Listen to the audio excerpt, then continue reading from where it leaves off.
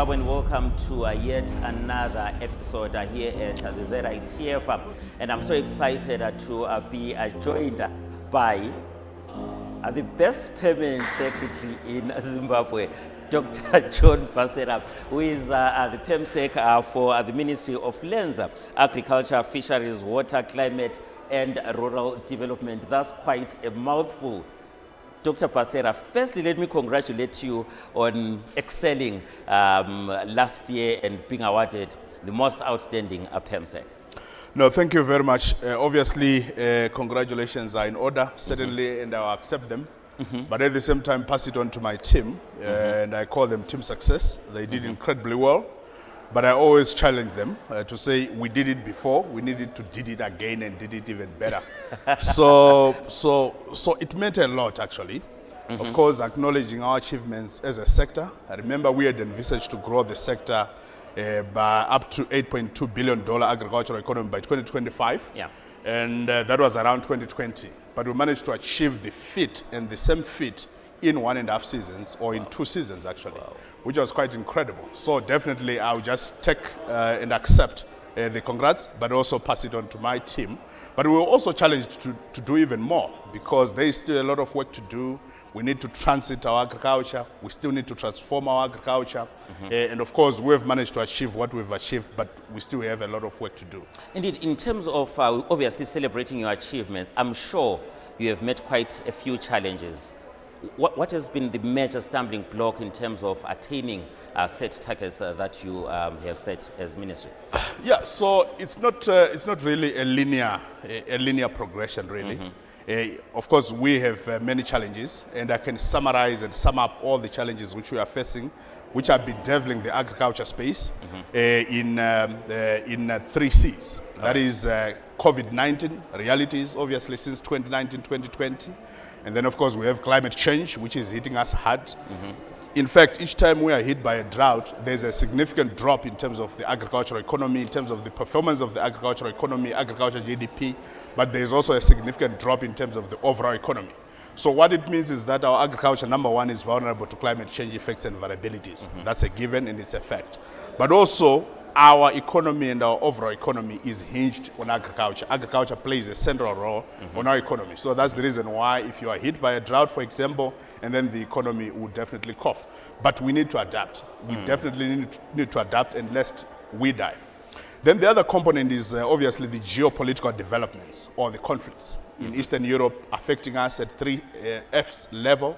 That is in terms of food, in terms of fuel, in terms of fertilizers as well, in terms of the cost as well as accessibility and availability. So yes, this sums up the challenges which are bedeviling the agriculture space.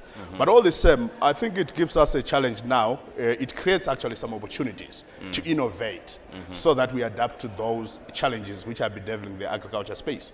So number one, with regards to the geopolitical developments in Eastern Europe, the COVID-19 realities, it's now real. We have to live with it.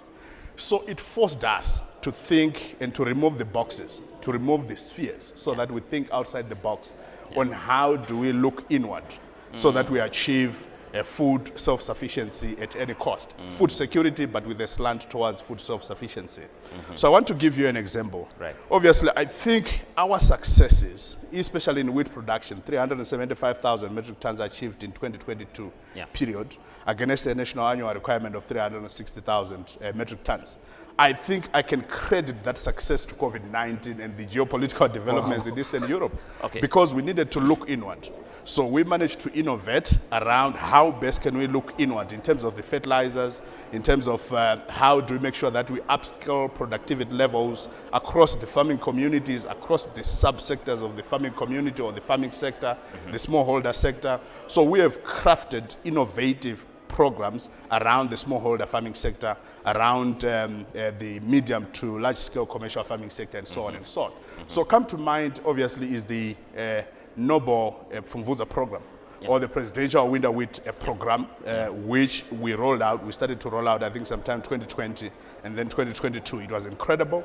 Then we also, in our looking inward, or in our inward looking thrust, we also managed to crowd in the participation of private sector so that they contribute and participate meaningfully and significantly to the food security with a slant towards a food self-sufficiency cause. So you can imagine, 2020, rewind 2022, we promulgated a policy position whereby we are now compelling all the private sector players to contribute at least 40%.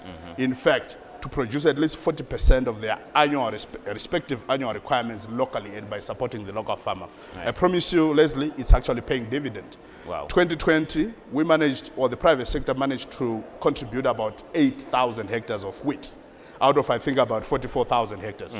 And that was quite an incredible, because before that, there was this growing and rising appetite of always wanting to import. All right. But we also know that the moment you import a container load of wheat into the country, the moment you import a container load of soya meal, of maize, you're actually exporting container loads of jobs, of value, and of the much needed foreign currency. So we needed to put a stop, and a gradual stop, to that. And we needed to recreate a new appetite by our private sector players so that they go backward integration and support local production, and through frameworks such as the joint venture framework, such as the contract farming framework. So we promulgated those and we started to roll them out in 2020, and it was quite incredible.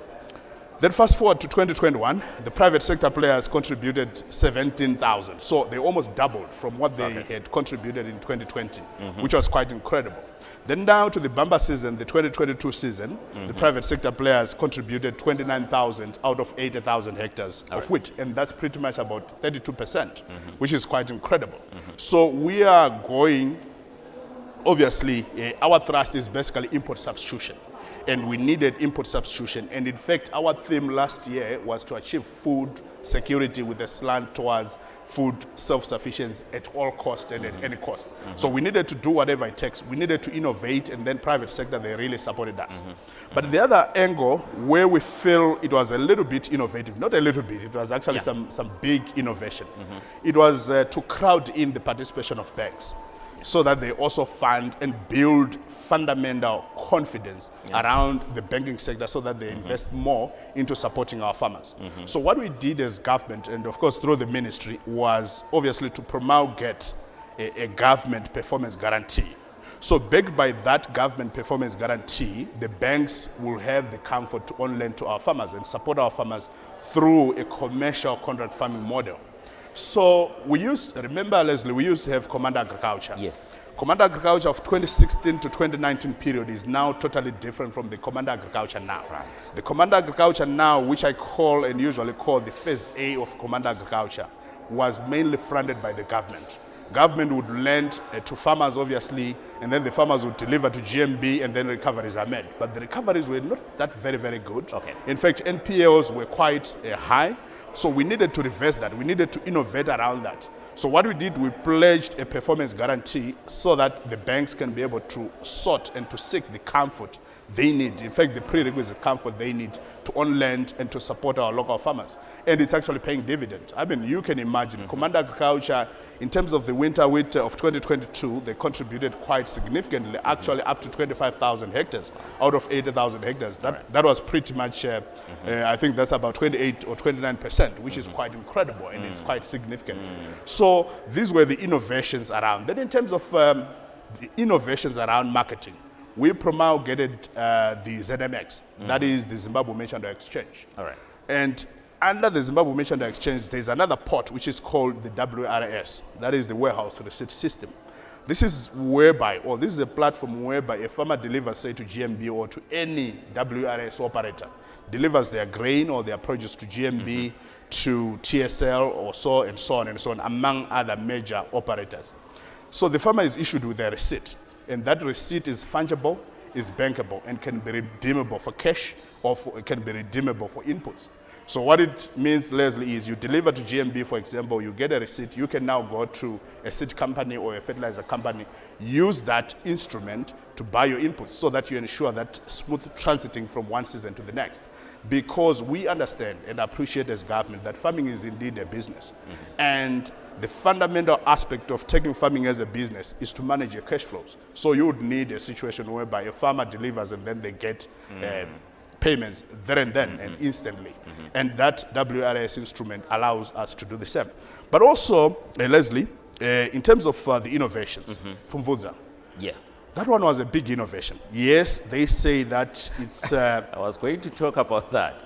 That when it came in initially, people were saying, you're taking us back. Yeah. But the yield, the fruits of it. Yeah, so we needed to take ourselves as a sector back so that we go forward, so Wow. that we leapfrog and leap forward. Wow. So Mvudza obviously is a 1960 model or concept. Correct. That's pretty much conservation agriculture.